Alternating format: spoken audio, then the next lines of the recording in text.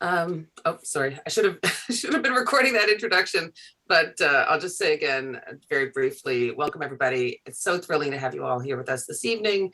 It's so great to see how many Inuit have joined us from all over to listen to the filmmakers in and from Nunatsiavut. It is my pleasure to introduce us to the panel, and then we can get into our discussion and learn about these four new experimental documentary films that are being produced in collaboration with the National Film Board. And so the first person on my screen is Jennie Williams. So I'm going to ask you, Jennie, to come on and just introduce yourself, please. Hi, everyone. I'm Jennie Williams. I'm originally from Happy Valley Goose Bay. And right now I'm living in Torbay, Newfoundland, which is just outside St. John's. And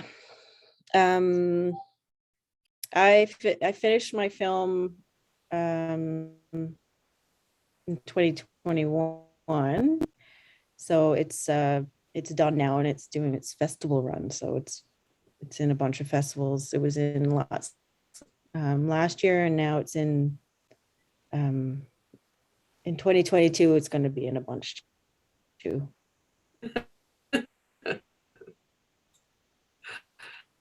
No doubt.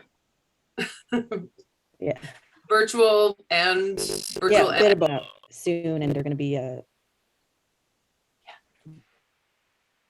most some are in person when they can, but a lot of them are virtual. And I was hoping to go, well, it was planned to go to Nain this year. This past night I was supposed to go to Nain. I was booking flight in one more day. I was going to book my flights, and then the whole bunch of cases popped up and everything was shutting down. And so I was supposed to go to Nain to show my film, but now I'm going to go next year to show it. That's awesome, Jennie. Do you want to tell everybody where you're based now and a little bit more about yourself? I'm in Torbay and in Newfoundland, and I work with the First Light St. John's Friendship Center out here as arts and culture facilitator. So I'm currently working on more film projects and still doing lots of photography, and my main career thing that I do is photography, but now I also love filmmaking, and I'm planning on making more. Awesome. Thanks, Jennie. Welcome. Holly, you're next on my screen. Do you want to introduce yourself and just say a few words about where your project is right now? Yeah, so I'm a photographer from Makkovik, and I'm still here. I moved away for a bit, but I came home. But yeah, right now my film is in the editing phase, so we're just getting started on where the storyline's gonna go. Because when we first had a meeting in Montreal, it was like, oh yeah, the story's gonna go like this, and then now that we're actually going through it and it's been like 2 or 3 years now, it's changed a little bit. So now it's a matter of getting some archival stuff and just figuring how we're going to go about it, because we got everything shot. So which is kind of hard too, because my producer's in St. John's, so it's just email, text, video chats, like let's get it done somehow. But I'm hoping to go to St. John's in person to do some editing, hopefully in like March, more towards when we get more of the storyline done. So, because like that's, I'm not sure, like I like photography, but I wasn't sure about film. So doing this was like a great thing for me, because now I'm like, yeah, I want to see the editing phase, because I might want to do that as a career. I don't know. So that's one thing I'm looking forward to. Wow, that is a very exciting way to start this conversation. Before the call started, Jennie was saying that she's also interested in editing now. I think it really speaks to when you have an opportunity to try something out like this, how many different kinds of things it can spark for you. That's exciting. Yeah. Next to Holly is Heather Campbell for me. Hi, Heather. Unmute myself. Okay. Hi. I'm Heather Campbell. I'm originally from Rigolet, Nunatsiavut, but I'm living in Northwest River now. but I lived in Ottawa for 24 years. So I just moved back. It'll be a year in May. So it's been great reconnecting, and I think it's made a difference with the film too. Normally I'm a visual artist, so I paint and draw. So this is my first real time playing around with filmmaking and my first documentary. And I think it's challenging when the first time I'm trying this is actually about my own grandmother. So it puts like even more pressure, on the whole project, and COVID, and then the weather, of course. We did our shooting in the fall and got stuck back in Riglet for, was it 2 or 3 days? So yeah, there's definitely challenges to filmmaking it in Labrador, but totally worth it, I think. So right now I'm working with the Inuit Art Foundation as Strategic Initiatives Director. So that's my day job. Just a little thing.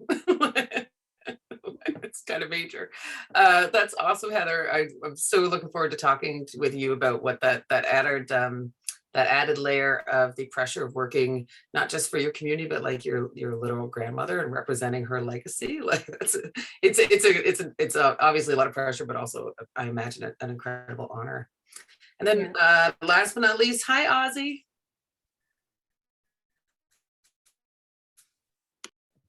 Hey everybody, I'm Ossie Michelin. I'm a filmmaker and journalist from Northwest River, Labrador originally, but now I am living in Montreal. I'm a journalist by trade, and this is my first real like documentary, and it was really great because normally journalism is go, go, go, go, go, pump it out, and it was really nice to take some time and tell the story and say it, and tell it in a good way. And yeah, it was a really great experience, and I'm hoping to do more too someday. That's awesome. Thank you so much. I keep turning my mic off and on because I have 2 like recently hospitalized dogs that are like banging around behind me in cones and crying and stuff. So apologize if I'm like cutting in and out. That was an unanticipated addition to tonight's conversation. So I thought that we would start by just giving you an opportunity to each, and we don't need to like always go in the same order, but just giving you each an opportunity to give a little bit of a synopsis about what your project is, and then to take a moment and just share with us like why that was so important to you to use this really unique opportunity in order to focus in on this subject for your short documentaries. Ozzy, you went last. You want to go first this time? Sure. Well, I directed and wrote the film Evan's Drum, which is about we focus on the Winters family in Happy Valley, and it's about focus on Evan, who is 7 years old when we filmed, and his mom is a drum dancer. And I first met, well, I've seen them around performing in Goose Bay because they're the local drum dancers, so they perform at a lot of events. And I was working with the Newfoundland Labrador reconciliation. I'm sorry, Truth and Reconciliation, Healing and Commemoration Commission. It's always such a mouthful. Anyways, I was working with them to go around and collect the stories of residential school survivors and former students. And at our different events, we would have people perform. So Amy was performing, and when she got up to perform, Evan ran up with her. This is at the Friendship Center in the big multi-purpose room. And Amy asked everybody, is it okay if Evan plays too? So we all just went, yes, of course. Like, it was so great to see it. And just looking around at like, he was just so proud of himself, and Amy was so proud of him, and everybody around the room just looked so happy and proud. And I just kind of thought about that and thought that this would be like a great story to tell. And the call out for the films for the Labrador Doc Project happened shortly thereafter. So I contacted Amy and I said, hey, crazy idea. Do you want to take part in this project? Do you want to tell this story and talk about Evan and drumming and yourself? And it really, it really happened, and she was all for it. And we had a whole bunch of, I don't know if we want to talk about her delays and COVID and all the things that happened right now. I'll save that for later, I guess. But there are a lot of times where things happen during this like 2 years we spent filming where I was like, Amy, you sure you want to do this right now? We can just hold up. And she was like, nope, I said we're doing this and we're gonna do it. And everyone had like such a great time. We had a really good time doing it. And my main goal during the whole thing was to make sure that Amy and Evan both had this great souvenir and this great memory to hold on to. And I kept telling her, like, most people have home movies, but you have an NFB documentary about you guys. That's really awesome. And I think my my favorite moment out of the whole process was when Amy got her poster. She got like a poster of the film, and she had been asking about that for like I like near the beginning, and she was just so ecstatic when she got it, and Evan posed with it, and it's just, yeah, it was just such a great process, and I'm glad I got to work with great people to tell this really awesome story. So I'll quiet up now and give someone else a chance. Oh, that's awesome, Ozzy. It's so nice to see. I've seen your film, and it's so incredibly beautiful, and just also like a little time capsule of how we are bringing back culture in interesting ways right now. And so it's really exciting to see that like coming out into the public. And we really wanted to as well just show people in the normal life, so you can see, traditions are coming back, but people are still normal modern people living their lives. And yeah, and I was really happy to have Jennie as well participate in the film and show Amy and Evan how to make a drum along with Saul. So that was really special that Jennie could play that role as well. That's a great segue for Jennie to jump in. She tagged you. He tagged you. Okay. So I'm on mute. We can hear Can you. you hear me? Okay. The other way around. Go ahead. So my film is about Naliok Night, and I lived in Maine for 12 years, and while I was living there, the first year I was there, I heard about Naliok Night before, but I never experienced it in Maine before. Like that's like the big main place that it's celebrated still. And I went to the old community hall, which is like a really old building, and everybody crowded in there, and it was just like a small little place, but everyone was all squashed in there. And then the Naliuit were in the front. There was like 4 or 5 of them, and they were singing and like throwing candy to the kids, and they were all dressed like so cool with like skin clothing and scary mask, and like I love stuff like that anyway. Like I always love like crazy scary stuff before, and as soon as I saw that, I was like, oh my god, like I have to know everything about this. And I became so interested in it, and so every year after that I took pictures on Naliok Night on January 6th. That happens once a year. And then I started doing interviews with people of all ages, like kids and teenagers, adults, elders. Like I became really, really interested in it. And I'm working on a photo book, like still working on it. I was supposed to have it done, but then I started getting into making this film, and it got put on hold. But the photo book is going to be like the whole 12 years of photos. But so I had these pictures of Naliok Night in exhibits across Canada and different places. And so I had the photos, like black and white photos that I take. And then a lot of people would ask so many questions because most people had never heard of Naliok Night before. So everyone always had so many questions about it. And there's only so much, like, it's really hard to explain Naliok Night just from a picture and trying to tell people what it is. And then I seen this thing came up about the duck project, Labrador Duck Project. And I was like, and I did always think about wanting to make a film. And as soon as I saw that, I was like, okay, this is the time that I'm going to try to do something like this. I want to make a film. So it's a lot easier for people to look at a film and know a little bit more about it, even though it's a short film. It's like 13 minutes or something. But I tried to make the film a lot like my photography. So I made photography and tried to make it just like that, but moving, like my pictures, but moving, same kind of lighting, like natural light. I don't use flash or anything. So I tried to use as much natural light as I could. And I only have like a little bit of text in it. So I tried to get sentences to explain as much as I can, but not say too much. Like, it's not like a traditional documentary. There's nobody's being interviewed or like, it's more like a cinematic, like artistic sort of thing, not like an interview type documentary. So, and that's what my goal was when I was getting it too.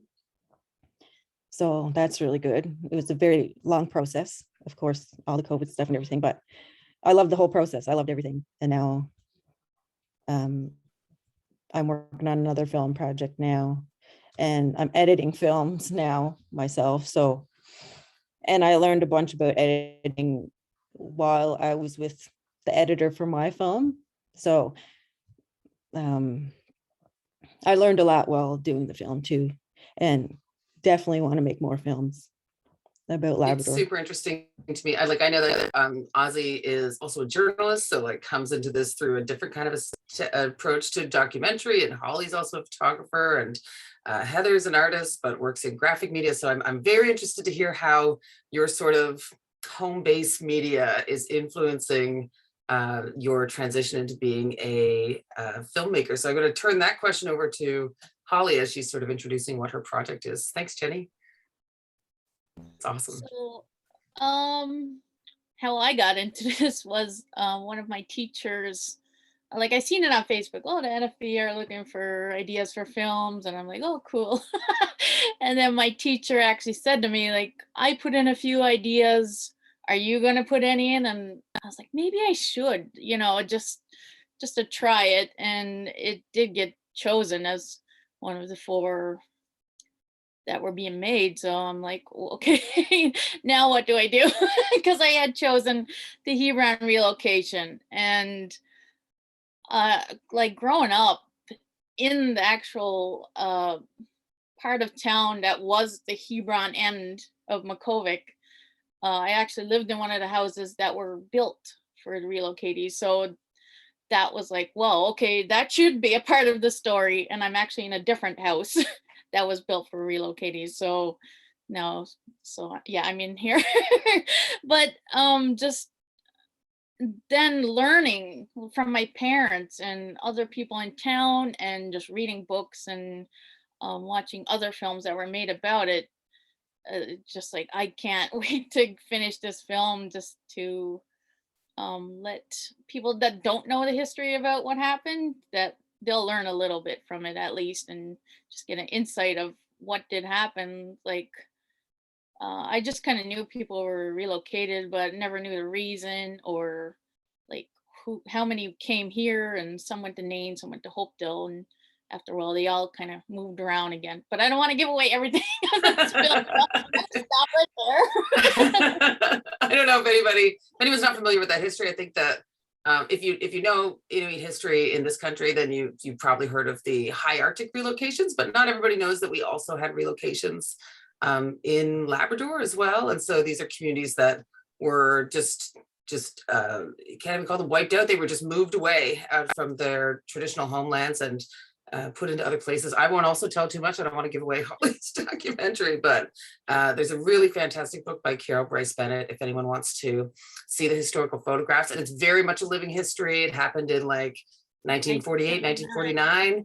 And so there are, I've met, there's this really brilliant translator, like a live translator who has come to a couple of like heritage forums. I'm sorry that I don't remember his name, but I've met a couple of the survivors, and it's just incredible that it's people who are like my father's age, like we're kids when this happened, and are still like living in the legacy of that. Heather, yours is a different kind of a legacy story. I wonder if you would talk a little bit about your documentary, because I know yours is also extremely close to your heart.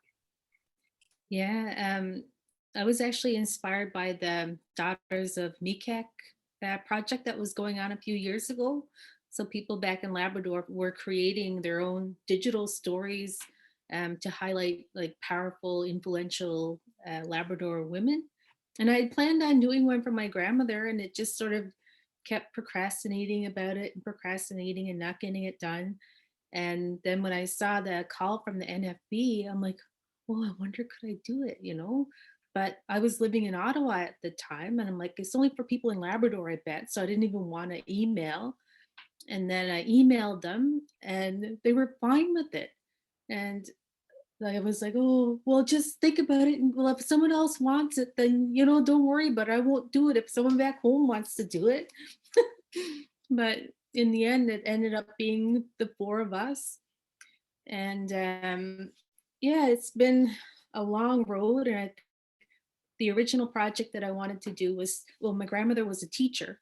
So I was wondering if she was the first Inuit teacher in Labrador, that got her like formal training, like from university or college or whatever back then. And so I wanted to highlight how she was using music in the classroom, traditional or like Labrador music, to help with graduation rates, because Rigolet has one of the highest graduation rates along the coast of Labrador. So I think part of the reason why that is because she was Inuk, teaching other Inuit. So I'm exploring kind of that dynamic and the tensions there of, you know, her having gone to residential school and how that affected her, and then how she taught, plus, you know, her legacy within our own family and within our community. So there's a lot of layers, and we just finished shooting in the fall. So now we're at the very beginning stages of editing.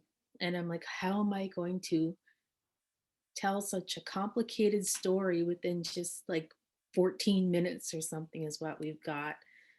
Plus, I'm an artist. So some of my artwork is going to be animated and then kind of, you know, put in there.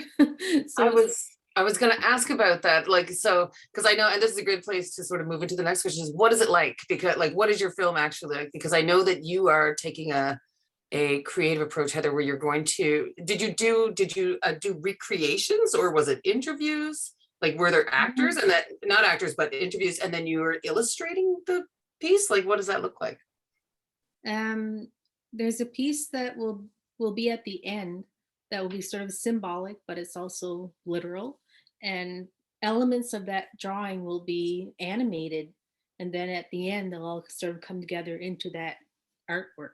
So it'll be like little like splashes of animation. It won't be, but it's also me, like footage of me actually painting and drawing on the piece. So sort of water dripping and paint spreading and, you know, that kind of thing that's going to kind of Your kind of thing. Yeah. If anyone knows Heather's artwork, maybe Danielle can put a link in the chat for everyone to go check that out if you're not familiar with the style that Heather's talking about, because I can really imagine that style of work, how it could be animated in a really beautiful way. So that's cool. You're working with Glenn on that, is that right? Yeah, I think he's in the Glenn is here somewhere. Hi, Glenn. Glenn here. Another Inuit artist and an animator. There he is, waving to say hi. Incredible animator and just wonderful mentor to so many artists as well. Nice to see you, Glenn. Yeah, I'm really looking forward to that portion of it once we get there. Jennie, I would say your film is like almost like a documentary film noir, like a little bit horror, but like it's, you know what I mean? Like, because it does kind of straddle two genres. And so at some point you're like, oh, this is a scary movie. And then you're like, oh no, this is a community. And then you're like, oh, it's a scary thing in a community. You know, like it's kind of, I think that people who don't really understand what Naluknite is are gonna really love getting to see it, sort of the sort of scariness, but also the joy and the fun and the, I don't know. How would you, what if you had to describe it in 4 words or 5 words, how would you describe it? Terrifying, funny, cute, fast. Fast and short. That scene, the opening scene where the Nalyuks are like walking in from the ice is like, I love it.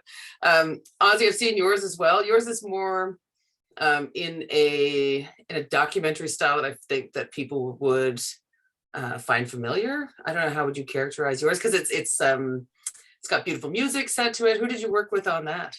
Besides, obviously, the drummers themselves. Yeah, I talked to the Silver Wolf Band, who they're a band from Goose Bay, and I've been friends with them for a very long time, and they're a bunch of great guys. And they performed at the Winter Games because the film in the beginning of it, it shows Amy and the other drum dancers from Goose Bay performing at the Labrador Winter Games. Right. And because we used that song at the games, I just thought, hey, that'd be a great song to use. And it was really cool because we also had David Panashwe, who's an Inuit artist, come in and sing. So that they performed the song in English and Nunatsiavut and Inuit, and Karen Andersen from Nain came in and sang the Nunatsiavut verses. So that was in the live concert, but then we brought it back again for the credits, and we got them to perform, and right at the end as the credits rolled, Labrador, the Sons of Labrador, which is just sort of like, it's like a big unofficial anthem back home. Everybody knows it. And I was just so happy to, like, I tried to make this documentary as Labrador as possible, and having that song in there really, really helped with that. So yeah. And I also made a point, as someone that does this, like lots of journalism, I was like, no talking heads, nobody sitting down and giving their voiceover. I just want to try to get people natural. And there's some times where we wanted people to speak. So we're just like, you guys just hang out and chat, just have a chat, and we'll just like pretend we're not here. So that was actually one of the great moments, was when Jennie and Amy were sitting down at a table right around when they were making the drums, and just talking about, being moms and being drummers. And there was so much great stuff from that we had to cut because it's only a short film, but we still was able to really show that, that them just having a great time together. And it was really, it was really great putting it together. Yeah, that's awesome. And you can really like feel all of that. It's like you just have to keep the camera rolling until people start to feel natural, and then they forget it's there, and then all the good stuff happens. Yep, and or you give them something to do, like with Jennie, where they were making the drum. You're like, when you're working with your hands, you'll just get involved in this and you won't feel camera shy. Be a part of it. Yep, and Holly, Evan was just like great. He was like such a trooper. Sometimes he's like, I'm gonna go play now. I'm like, okay, we don't need you right now, buddy. Go off and play, burn some of that off, and we'll call you in when you need to. And he'd come in and do his thing. And he was just such a good sport during all this. And he really had a great time. And we did the community showing in Goose Bay at the O'Brien Center back in September.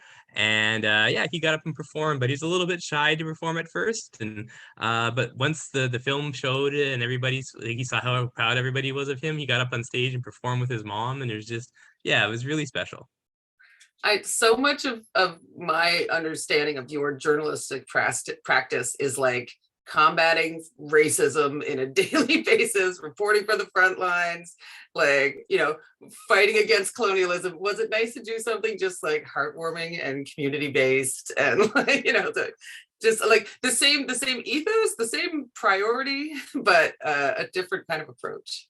Yeah, it was nice just doing this nice story about a family from Goose Bay, from like, it was just so nice just to feature them.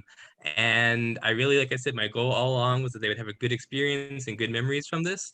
And for me, it was just sort of yeah, I didn't want to there's a few points where like, oh, should we talk about the details behind this or that? I'm like, no, I don't want anything to take away from Amy and Evan's story. I want it to be about them, and that's it. I want it to be about them.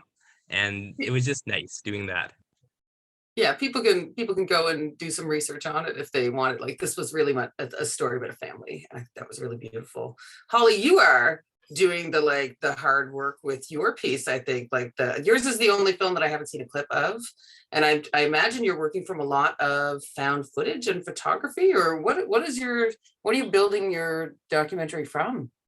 When we were filming, where it's kind of like I'm actually a part of the story, where like people were relocated to Makkovik, and I actually lived in those houses and didn't know the history. So it's like, okay, we're gonna put you in it to tell a little bit of your story and why you're doing this in the film. So that was one of the hard parts for me. Was I'm so used to being behind the camera, so there's probably a whole day of footage of me being in front of the camera, and I'm like, okay, do that shot again, do it again, do it again. And I'm just like, oh my God. It's kind of overwhelming, but at the end of the day, but then it was like, when we were done, it was like, this is part of the story. So I had to try to put it in my head, like, it's okay. There's a lot of footage of you, but it's probably only gonna be 5 seconds in the actual film. So don't worry. Like, You're But like, yeah, I've got there's 6 hours of tape. I guess I don't use tape anymore. What am I saying? yeah, I got it on a USB stick, and that's watching it was kind of like, ugh, a little cringy, but it's like I'm not used to that, and where it is like a serious kind of topic, it was hard for me to be serious. Like I would do the things, and then I'd have to make a joke after just to like stay like, oh, this is not me. Those of you that know me, that's I'm not used to being serious like that, but yeah, there is history in my one, so there's gonna be like a little bit of me. I did do a few interviews as well, so I'm looking forward now to looking through the archival stuff. Yeah, there is a few things that I was like, oh, because I love looking at old photographs. So when I came across some from people, like the Labrador Institute kind of showed me some, and I was just like, wow, like I love this, and I can't wait to put it together. So It's amazing. It's like you're all working on similar but totally different topics. And so like how did you get from, submitting because it was just a paragraph, right? Like just send us a synopsis of an idea for something that could be a film. And that like, so how did you work with the NFB folks to like get to where you are? What did that process look like for each of you? I'll start with Heather this time. So after we were informed, we actually had some training that we did at the NFB offices in Montreal. So they gave us a whole tour of all the equipment and all the people that work on the films and what their roles are, and gave us little examples of like the editing process, or the sound and all this kind of stuff. And we actually got to meet Alanis Obabsawin. So she came in and spoke to us and gave us advice and little anecdotes about when she was working and when she first started out. And like, oh, like I'm getting like goosebumps now thinking about it, how lucky we were to be able to do something like that. So yeah, that was really eye-opening, because I think most of us haven't really worked on anything like that before. Then after that, the next big thing was working on the treatment, which is basically like laying out what all of your scenes are, and sort of figuring out, well, what's the message in the scene? What's the emotion in the scene? What do you want people to come away from that scene with? So that was a really great exercise. And with mine, we actually had Glenn come in as well to kind of talk about how we thought the animation would be weaved into there. So yeah, it was really great. And then of course the shooting, and now the editing. But I think the other guys can talk more about the editing, because I'm just at the beginning. Who wants to jump in and talk about the editing phase? That's great. Ozzy? Sure, I can always talk. So I had a number of, I edited mine in Montreal, and luckily I got to edit mine in the brand new NFB building for 1 week, and then pandemic. I haven't been in there yet. Also Oh, it's pandemic. beautiful. But like I've seen beautiful. it downtown. It's spectacular. Like when you compare it to, I'm sorry, the old building to the new building. It's like It's such a beautiful new building, and oh my goodness. in that And I got to go and see the first time the film played on the big screen in the private little theater they had there with the amazing sound and everything. It was really, really great. But the majority of my editing, I did it over Teams because of the pandemic. And we had a full editing schedule set out, but then in Quebec, we had a curfew.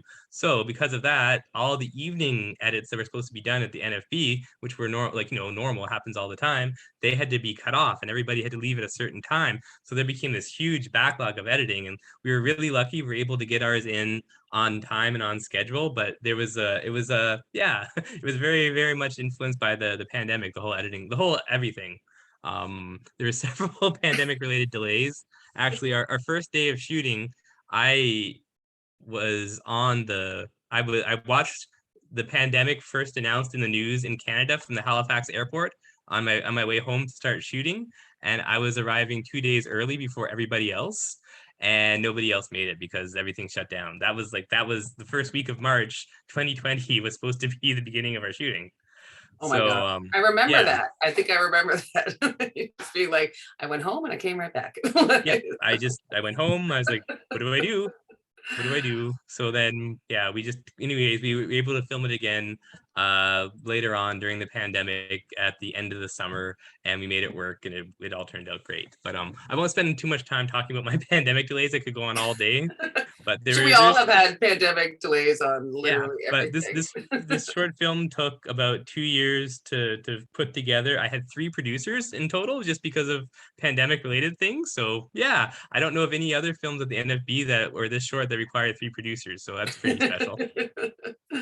um, it is super interesting. Holly, so how did you go from taking this like this kind of really big history and figuring out how, like, have you even figured out yet how to really do that in 14 minutes or like, I don't want to say it's not possible, I believe in you, but it is like, it's a big task to kind of, even to do a little piece of it justice enough to like spark people's curiosity to go and learn more about the history. Like, but I find that sometimes a short film can really stay with people. And so there can be something really powerful about getting that kind of a condensed piece. I think about, I'll remember her name in a second, but there's some really compelling stories that can be told in a short period of time if you can keep that narrative like moving in a way. So what are you doing, or how are you figuring it out, or where are you now on the figuring it out journey? Well, right now, me and my producer are figuring out with our editor, like she gave him all the information to kind of look over, like, okay, how should we go about this?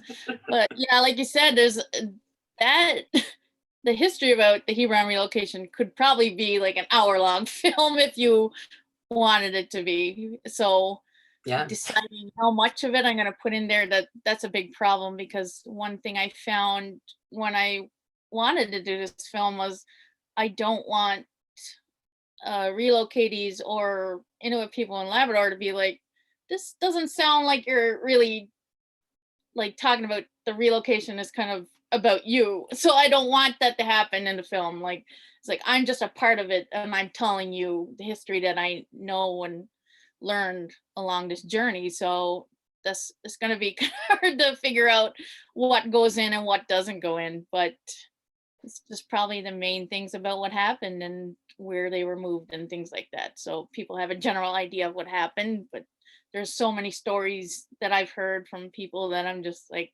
wow. Like most people probably won't even know like how big of a deal it really was. And I just kind of want to intro to that. So people, yeah, I might, what's that book called? I want to get that book after watching your film. I want to learn more, because me and my producers, 2 of them, we actually read that book, Dispossessed by Cowboy Bennett, together over probably a month. We're like, okay, let's read chapter 1 this week and get together and talk about what we learned in this chapter. So that was a kind of an important thing for us to do, to just learn more about what happened.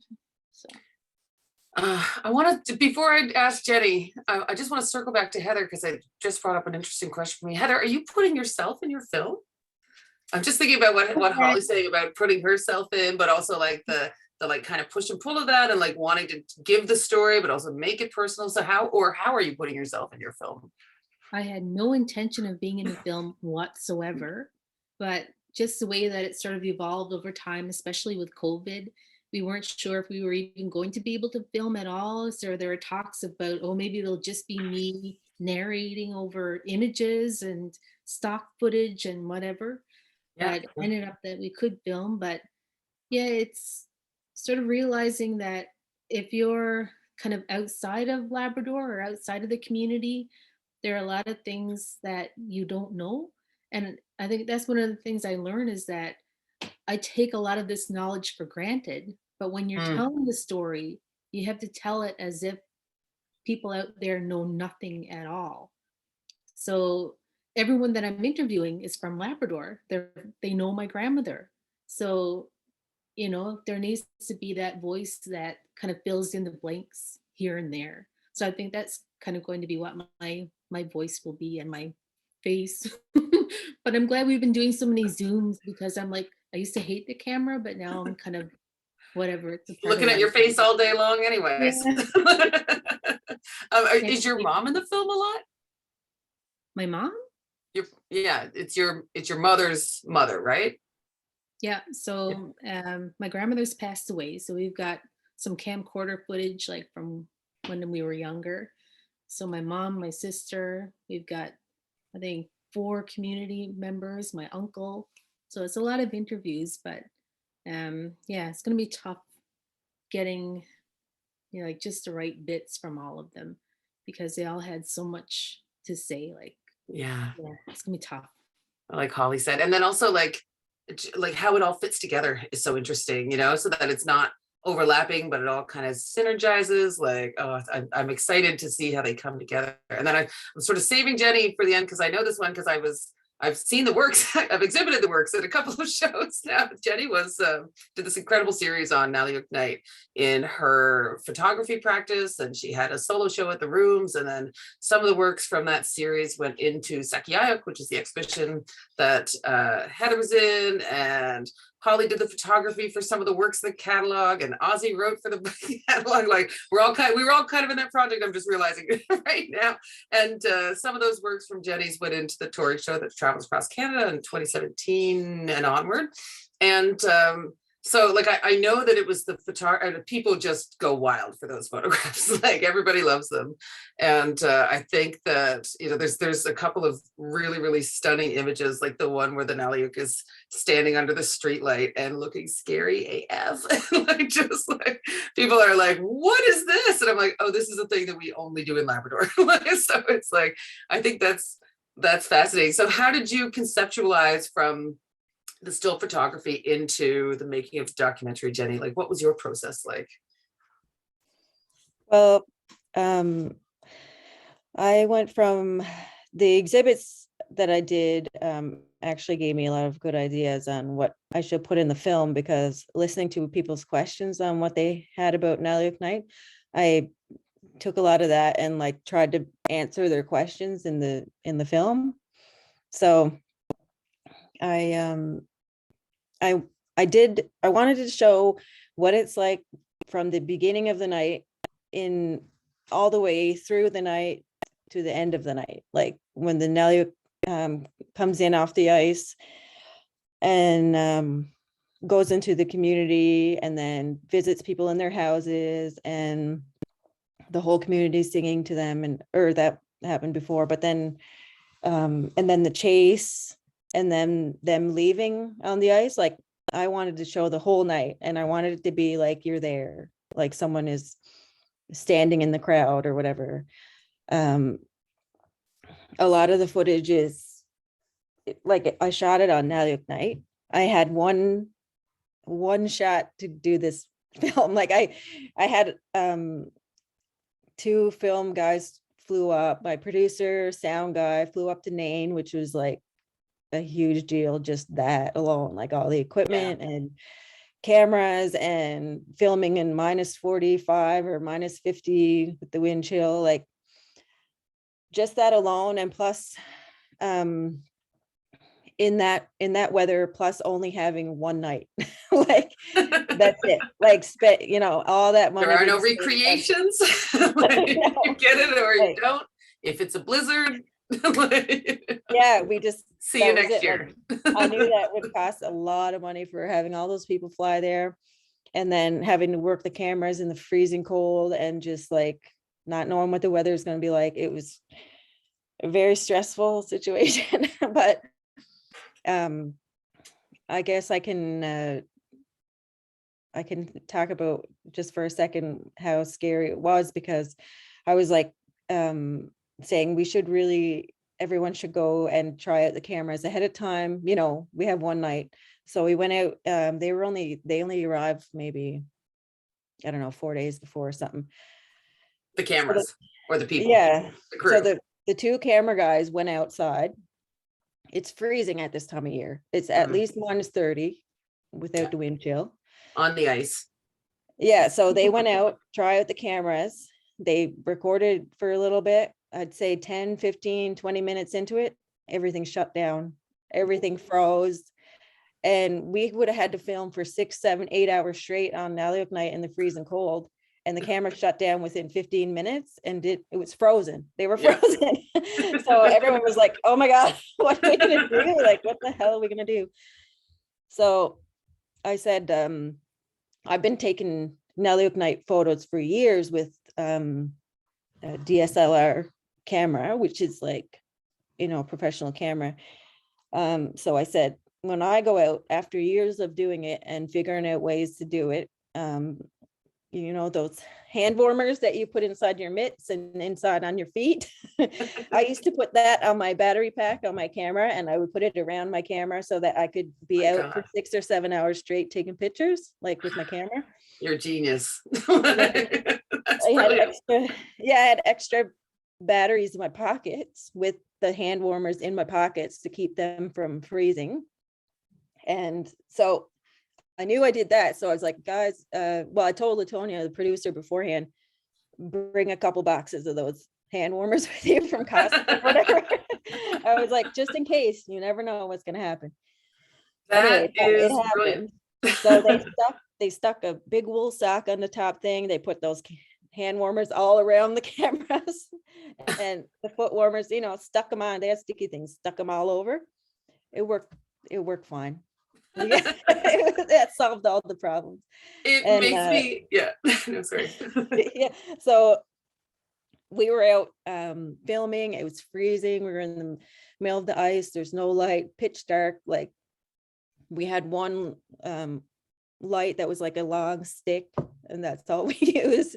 And it was freezing. Like, the poor camera guys, like, if you didn't have everything covered, you take it down for a second and you froze, like frostbite, like freezing. They had to take their gloves off a lot to do the buttons and stuff. So it was really crazy filming it, but really intense. Yeah. And the northern lights came out when we were filming on the ice. It was just beautiful. And Awesome.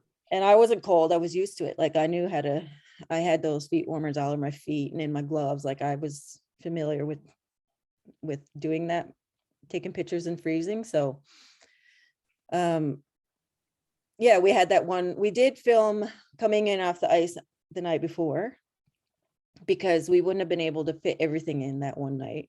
Yeah. But I did have 2 Nalu that I had for the film, but everything else that you see on there is real life. Like, they're not acting or anything. It's like the real thing. Like, we went around with the camera. I tried to make it like the person was there. Yeah. And that's it too. Happen. It's like, they can't slow down and take it and do another shot for you. Like, this is happening in the community. Like, you're just documenting it. It's not staged for the film, so that's the sort of, yeah. Yeah, that's so genius. You're making me think about, how the Nain Brass Band has custom duffel covers for all of the instruments. And so, like, maybe doing some thin slate coated, like duffel and sealskin. Someone's saying sealskin camera covers. Christina in the chat is saying sealskin camera covers. I'm like, I feel like a little custom work is required. it's so there's a couple of great questions in the chat, and I'm conscious we've got half an hour left now, so I want to get to some of the audience questions. And Jeanette asked, what do you want to happen with these films? Like, where do you want them to go? What do you want the impact to be? Who are you hoping is going to see them? This time I'll start with Holly. I think first I would like to show it here, like along the coast. So if there were relocatees that actually wanted to see this film, like, I'd want to show them first.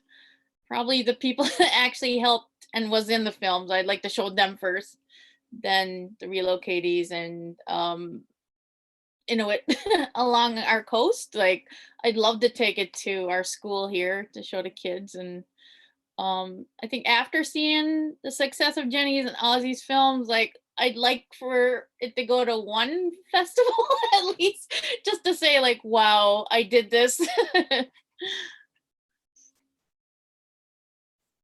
yeah, that's it. I will ask Heather next, because hers is also not out yet.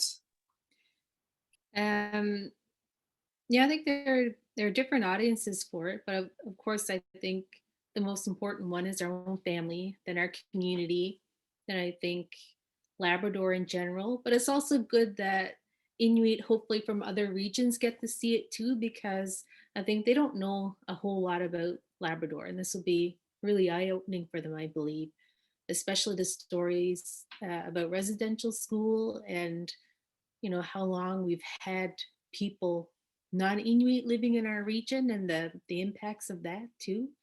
And then just Canadians in general.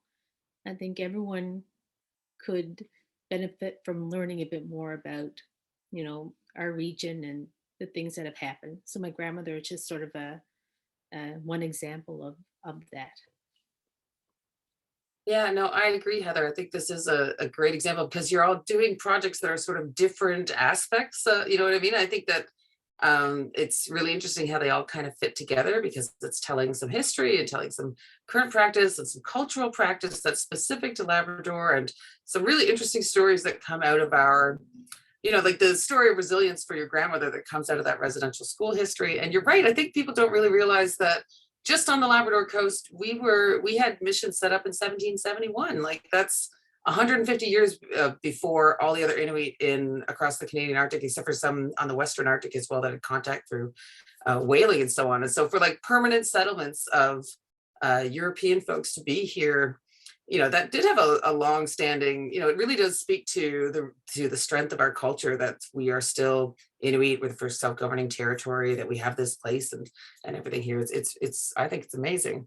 But you're right, I feel like because we're the smallest population and we're the little slice of land that we maybe we're not as understood as other areas. There's a couple of other great questions in the chat that I want to make sure we get to, but I also want to talk to Ozzy and Jennie around who they hope is going to see their films. Ozzy? I always wanted to make sure that the film goes to all the schools in Labrador, like everybody, like the young kids too, like the daycares and the Aboriginal Head Starts and the pre-K and all those things, just to try to get out there seeing youth from home, and not just like Inuit youth, but like everybody in Labrador, so that, you know, Inuit kids can see themselves reflected, but then also like this is a chance for their neighbors and their friends who aren't, you know, to learn about them as well. And I think that it's a great thing to celebrate in Labrador. And then I hope that like other kids get to see it. It's been played at a bunch of children's film festivals. I've gotten like requests from them to play it, so I'm really like excited by that it's playing at all these kids film festivals. That's And awesome. yeah, I know, it's really sweet. Like some ones I have never even heard of before, like the Stockholm Children's Festival and I was like, Chicago I don't Children's know that I knew Festival. that children had film festivals. Like that's I know, awesome.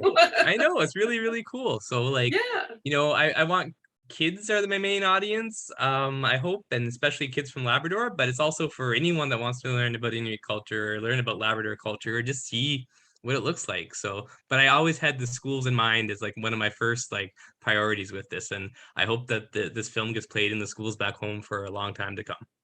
Oh, that's really cool. Are they all going to live on the website eventually? Will they all be Yep, mine's accessible that coming out way? the middle of March. They put it out for their March break programming for all the Awesome. students. And yeah, so eventually they're all going to be up for free to view on the NFB website. We will link to that to the NFB's website for when we post this video afterwards. And Jennie, what about you? Can I jump on for a quick question to ask Ozzy about whether or not he's already got education resource materials made, or is that in the works, or is that something NFB is playing in the sandbox with you about? But that would help me know more. So I forget the name of the NFB's educational platform, but I know it's being prepared for that, and that I know that the team at the NFB that works with libraries and schools have been really active in this. And part of it is being once it goes up online for free in the middle of March, as part of the March break programming that they get ready for students who are going to be home from school. So I think that the NFB is really working to make sure that it gets out to all those young audiences. Campus, thank you. It's called Campus. I think Kelly Fox is on the call right now. If she wants to jump in and say something about it, or not, Kelly, I don't want to put you on the spot, but if you're interested to join in. Always catch me with my mouth full. Hi, welcome. Ozzy just said exactly what would happen. It's my colleague Jamie that would be looking after your film, but our colleagues in in education will prepare it for campus. And campus is an online subscription-based platform. So if you haven't heard of it, it's because it's for schools and teachers. And so various school boards and school districts sign on and get educational material along with NFB films.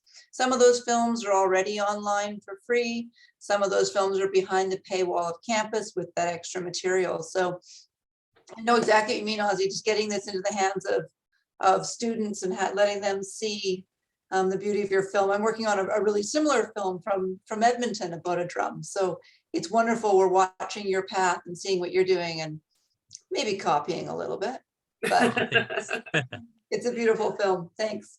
Thanks, Kelly. Sorry, get back to your dinner. Replicating respectfully. Yeah, yes. Taking inspiration from. Jennie, I'll let you have the last word on this one. Who are you hoping is going to get to see this film? Well, as soon as we finished it, we sent it to each person that was in the film. So there's some families in the film that were in like the house visits and stuff. And like the main people that were in it, we sent them copies first so that they can see it. And then it was in festivals first, just because it's really hard to get to Nain. Like I was hoping to get there this year, but we just couldn't happen. We couldn't make it this year. So it was in some festivals first, but we made sure to show the main people in Nain first. And so it was going to come online soon, but it's not going to now for a while because it's going to be in some more festivals nationally and internationally coming up. So that's kind of being put on hold for now, but so we're going to, I'm going to be sending out some links to people in Nain that would like to see it, and maybe some USBs if people don't have, maybe some elders want to see it, they don't have internet or something. We're going to send them up some USBs so that they can watch it, since it's been a bit delayed for showing it in Nain, because we want to have a community showing at Luswak. Yeah, but we just can't because of COVID and travel and stuff like that. So it is being put on hold, but we want to still show some people who want to see it. So we are going to be sending some links to people who want to see the film before it's going to be put online next year. So people can see it. They just have to contact me or whoever. are you saying, and my email is Jennie Williams at maybe if you want to see it, like I don't know if I can put my email in the chat. No, Yes, I you can always, Danielle's saying no. you can, People can contact Inuit Futures and you we'll can contact, we'll put them Yes, through. you can do that if you want to figure out how to, because some people have already seen it, because Yeah. it's I've had a showing here in St. John's, so I've had it's been in some festivals, so some people have already seen it, so and some people from Labrador haven't. So I think all of us other filmmakers here have seen it, but so it will be in other festivals if you want to see it at the festivals too. No, it's super exciting. Now that you all have had experience in writing the treatment part, at least of your projects, Inuit Future student Malaya, who's on the call, asked a question about what your advice would be for someone writing their first short film treatment. Is there anything that you're like, oh, I did that backwards, or like I should have figured this part out earlier on? Or do you have any tips and tricks to coming up with that treatment? I have one, which is it's so much information for such a short period that you have to take away everything and you get to the point where if you take away something, nothing makes sense anymore. You know, like that's how down to the wire it gets. You're gonna have to lose stuff that you love and you want to keep in there, but there's just not room and it doesn't add to the story that you're telling. And you just have to come up with some sort of metric to measure what stays and what goes, because there's always so much good stuff, and you can't just like keep something just because it's great, because it's all great. So yeah, remove everything that doesn't keep it going. That's the best advice I can, because Otherwise, you just get bogged down with all the awesome stuff. The same goes for writing essays, but maybe not to the same degree. Who else has an idea? That's a great one, Ossie. I was going to say that it's so important to know what your core motivation is, or what the core story is, because if you truly know what your message is, then it's going to make it easier to, cut away the way that Ozzy was talking about.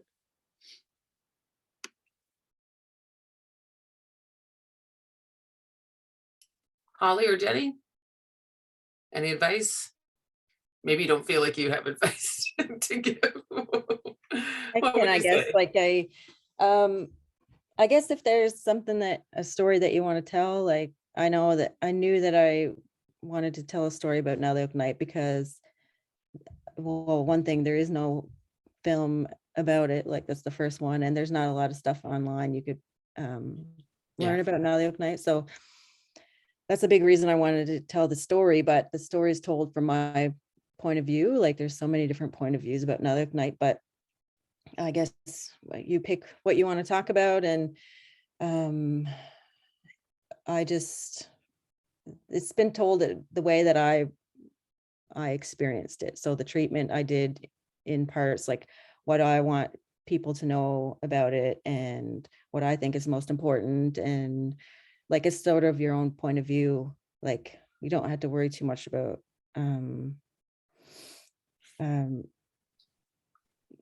like a lot of other people's points of view. I guess it was all my experience of the event. And I guess writing a treatment it seems like really hard to treatment. Like it seems like, I don't know, a really hard thing to do, but like if you have an idea in mind and you want to share it, like it is a long process, but it is really cool to make like a short film or something, especially stuff about Labrador or about your own community or your life or whatever. Like it's definitely, if that's something that you want to do, I definitely recommend it. And writing a treatment is not that hard. Like it's not,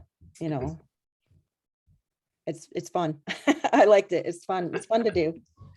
And Kelly Fox's email is, no kidding. You want to reach out to the NFB with an idea, I joke. I think that's I think that's important to say, is that it's like, if you have an idea, go for it and try to make something, because then it's like, I'm still watching films on the NFB site that are from the 1940s, 1950s, 1960s. Like I'm showing them in my classes. When they're there, they're kind of there forever. It's pretty amazing that we have this resource that continues to share, films made by people who maybe, like some of you, maybe this is your only short film ever. Maybe this is the beginning of a long film career. We don't know yet, right? Do you sort of, does everybody want to make another film, or you feel like this was the project that I want to do? Where are you going now? How are you feeling about filmmaking moving forward? This time I'll start with Heather. I regret picking such a complicated topic. I'm like, this could be easily an hour and a half. Why did it made it very, very challenging. But I think I would still make films, but I would make something that's more, shorter, something that would be easily adaptable to like 15 minutes. So maybe something cultural or That's advice for Malaya. Like, don't pick a huge topic and make it tiny. Maybe that should have been advice for Holly at some point as well too. But instead, it's like big stories need to be told. But maybe it will lead to feature films or something else in the future, or maybe books or other kinds of creative production. You both are artists, so do you think that like you're going to continue on in the film, or do you think that these stories might inspire you to continue on in your other practice? Anybody? Not just Holly or Heather or anyone. I like the idea of like installation or film as a part of art and installation, and how moving pictures and sound together could be really inspiring. I really like the sound element right now. Getting excited about that part in the editing. so exciting to see it all coming together at the end and like doing the color timing and like, yeah, that's really cool. I think for me, if I were to do another film, it's like I'm not in it. I don't want to be in it. Just those days that I spent filming, it's just like, out of my comfort zone. Okay, whatever. But I don't know. I do have an idea of something that I really wanted to make like a short movie about, but I don't know. We'll see how that goes, I guess. But just the whole experience so far has been like really great. And I think number one tip is have a great producer, and I do. So, and I guess that's also advice is like, figure out if you want to be in the story or not before you come up with an idea that you're going to have to put yourself in the story for. Ozzy, how about you? Yeah. Oh, yeah. So I've already started working with Kim Obamsawin, who's an Abenaki film director who's done some beautiful stuff in a few documentary projects, writing some projects, researching, co-directing a few scenes.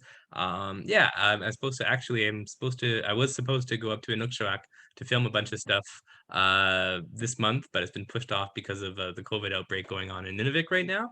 So yeah, this really got me like really involved in seeing how a lot of these things work, and it's gotten my stuff out there, and it's just nice to like connect with other people who are excited to work with me, and they're such a great team. She's working with a Terry New, which belongs to a Quebec Inuit First Nation production company, so it's just really great working with like other Indigenous filmmakers and just really like, you know, starting out and learning from people who have all these years of experience. So this project has really helped me to sort of step into this role doing this new work, and I feel like I'm prepared. I feel like I know a bit more about what I was doing than when I first started this project, because when I first started this project, I don't think I knew a whole lot about the whole documentary film process, and now I feel like, yeah, I got a really good idea of how this works and what to do and all the planning that happens and how much months and months of planning, and then boom, filming's done. So, you know, like, yeah, I feel really like prepared and really ready to take on what comes next. So Wow. it was so good. And do you have like a bunch of ideas in the can ready to go? Various Yes, stages? I do. Nice. I can't really talk about it right now, but I have some stuff I'm pitching and working on. I'm always pitching something somewhere. That's so cool. And Jennie, you were saying just before the call started, Jennie was saying that she's like kind of getting into editing. So was Holly, and like maybe interested in film editing. Yeah, I've been doing, I'm editing some short films right now. I'm editing 12 short films myself. So I'm in, yeah. So you're not getting into it, you're all the way in. I'm in it, yeah. That's it, you're in it. But I want to make more films myself. So I already am writing another treatment for another film. I already started doing that a couple months ago. And I was always interested in doing like short plays and stuff of old Labrador legends, like from Northern Labrador and different places in Labrador. So I've been researching for many years now, like really old stories and old legends, and just super cool stories that I always love, like short stories. And I knew that I wanted to make plays of it. So I did do a play in Nain before I left with a group of kids and we did it for the community and everything. Yeah. And how I did it was I took an old legend and like I wrote like a short play from that, and then had them perform the play about a giant and like a small boy in a kayak. And anyway, so I know that I want to do some more films like that. I want to take old legends and stuff and like make them into more films, and it would be probably similar to my Now Live Night, a lot of black and white, a lot of like stuff like my photography, maybe some color sometime down the road, but that's what I want to do next. I want to take really old stories and like bring them to life, because these are stuff that nobody's seeing, and they're old, and they're like, you know, there's no books, they're just in old, like I've had to dig them out like you know, these super cool stories with like cool morals or whatever. Like, Yeah. I want to, with costumes and like making costumes, all these like half human, half animal sort of legends, that cool stuff from Labrador. I want to make some short videos of that and have like stuff that people can learn about Labrador Inuit culture in That sounds short films. amazing. That's what my next thing is. What about the one with the creature with the eyelids that close this way instead of this way? That's There's some freaky. Somebody was just telling me about that. Yeah, it's really interesting. Like you would never hear stuff like that anywhere else. So it does remind me of Echo Hinoch's short film with the NFB from a couple of years ago about the woman who was chased by the polar bear and turned into the stone. Like that's cool. yeah, Great the polar ideas. Maine on the rock. Yeah. Speaking, there's another question in the chat from Christina, who Talarumik, who is of course TikTok superstar, who's joining us this evening, but is asking about how you find how you found the funding for this project. Was it totally NFB? Did you have to do fundraising? Did you put in any of your own money? I mean, you put in a lot of your own time. How, you know, film is expensive. I think probably more expensive than people think. How did that come together? Can you talk about it? Anybody? I can. Sure. So we were really fortunate because this was all NFB produced film. Amazing. And we work with a great production team that was able to fundraise the money for us.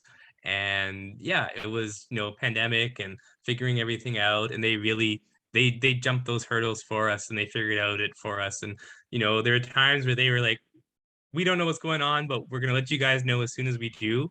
And they really helped us through a lot of uncertainty. And that's one of the things I'm so fortunate for, is that I felt like through my first filmmaking experience, I really had these producers kind of holding my hand and taking care of a lot of the heavy lifting, like fundraising and that kind of stuff, but also letting us know what they're doing and how it works and giving us the inside perspective without all of the pressure of getting the money together and making sure that the flights are all booked and everything. You know, we had a wonderful team supporting us, and I cannot thank the NFB enough for all the support and resources they put into making these films. So yeah, we had a lot of great support from good people, and they took care of all that stuff like us. So I'm really lucky, and I'm kind of spoiled now, I think. So I have to like face reality eventually. The second film is going to be harder in that to that extent. I would say that, and maybe not everyone on the call knows it, but the NFB is really great about supporting emerging filmmakers and first short films. They have wonderful programs, and so that would be maybe one of the first places to go and look if you've got an idea and need an opportunity. I would think that beyond that, there's also there are sort of other organizations like the Indigenous Screen Office, which is new and has funding and has a bunch of different programs. I don't know what level of like emerging mid and senior career filmmakers that they support. And of course, I think the expectation is that you do have to figure out how you're going to do some fundraising, but also your provincial and territorial funding bodies sometimes can support some film. And then there's also, of course, the Canada Council for the Arts. So there are a number of different places. We have some resources on the Inuit Futures website, which is just inuitfutures.ca. But I know that the Inuit Art Foundation also has a landing page that's full of sort of artist research, arts funds and like links out to other arts funds. Actually, Heather is in charge of artist services at Inuit Art Foundation, so she's probably better to speak to this than I am. We can make a plug for aspiring filmmakers here, Heather. Well, we're currently working on like a segment of our website that will be for artists access only. Right. So it'll be the cool. art portal. So it's not quite completed yet, but it will be within the next little while. Alyssa's on here too, so she can. Listen, you want to jump in? We can put you on the spotlight real quick. Yeah, it'll be. You're also having dinner. We are sort of mapping out a lot of where all of that information will go. I think we might have lost Alyssa. I think Alyssa, it might be off the call like now. Sorry. She is home with a very small child as well. But anyway, yes. So there was previously sort of a page of opportunities, but now it's cool to hear that you're making a whole portal for artists to be able to go in and access resources. Like that's really awesome. Exciting to see that come about. I'm there. My contact information is there, so you can actually just give me a call if you want. I'm usually around working from home. This is what I would look like if I was working. So, yeah, feel free to give me a call. Well, I feel like at the sort of ending with some new directions for people, Danielle's putting some links in the chat. I'm going to let our panelists go and have a moment to look at all the lovely comments that everyone has left in the chat. And just thank you all for coming and staying right through to the end. I really, really enjoyed talking to all of you. I can't wait to see all the final products of the films and products of the films, but also to like see them in festivals, in person, and in places sometime in the coming future. It's you know, I really want to see your work on a big screen and not just like on a handheld screen. So I wish you all the best, and I'm just so grateful to get this time to get to spend with you. I haven't seen all of your faces in person in a long time, and it's really lovely to see you all. I miss you. Heather, on that note, I wonder, as a gracious hostess, would you take a screenshot for people who might want to? Oh.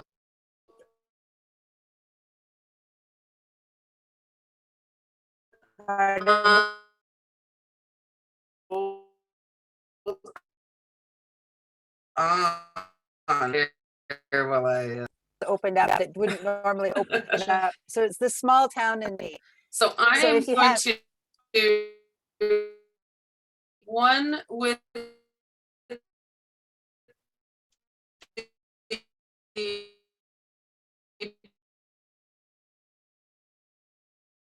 panels on our panels, we can big everyone. And okay, so no, Let me make my hand down. let me unpin everybody, and then we'll take a team photo. So anybody who wants to be camera on. Oh, now it's just Ozzy. How do I remove this pin? I don't see the pin anymore, Ozzy. Oh, there it is. Okay, okay. I'm Wait, now we're back to this way. I'm gonna remove everyone from spotlight, Heather. Yeah. Just give me 1 second. Maybe you have to do it on your end. I tried to do it. I think I have to do it on my end, and Cool. it'll just take a sec. I apologize, everyone. My internet was having a bit of difficulty. 1 second. While she's doing the technical piece, my name is Jeanette Akwa, and I'm a new executive leader at the National Film Board, supporting as the Director of Indigenous Relations and Community Engagement. And so this really got my attention because I had the good fortune of doing some work with Happy Valley Goose Bay, Labrador, and the Muskrat Falls, and some leadership training with women a number of years back. So I'm so excited that I get to meet Inuk from a very distinct part of the country, an opportunity to see your voices amplified and highlighted, and very keen to also engage who from this region might like to be part of an Indigenous working group at a few different levels, but definitely love to have some conversation. So I will leave my email in the chat, if that's okay. And Jeanette, thanks for indulging my questions this evening too. Jeanette, we can also, if you send me at inuitfutures@gmail.com your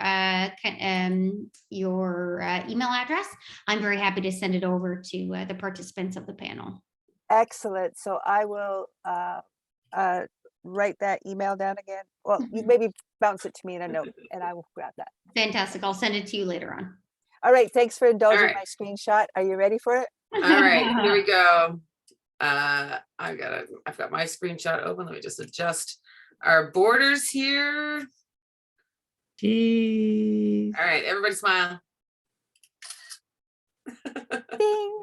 Awesome. Thanks Amazing. for being a great hostess, great insights from everybody tonight. Really look forward to seeing your next steps and getting to enjoy your works. Thanks everyone for all the fabulous questions and conversations, and see you next time. This is an ongoing series, and I don't know what's coming up next. Danielle, you want to make a plug? Oh, we don't know. There might be, stay tuned, guys. There are some very interesting conversations coming up, but we don't have anything per like date specific to let you know about, but definitely some very cool things on the horizon. So stay tuned. more of our partnership with Indigenous Screen Office on screen-based artists, but also we've got some curatorial practice talks coming up in the future and some other things. Check our website, follow us on Facebook, Instagram.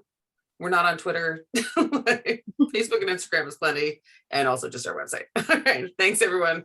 You can stop recording now. Bye, guys. Danielle. Nakumi, Tama.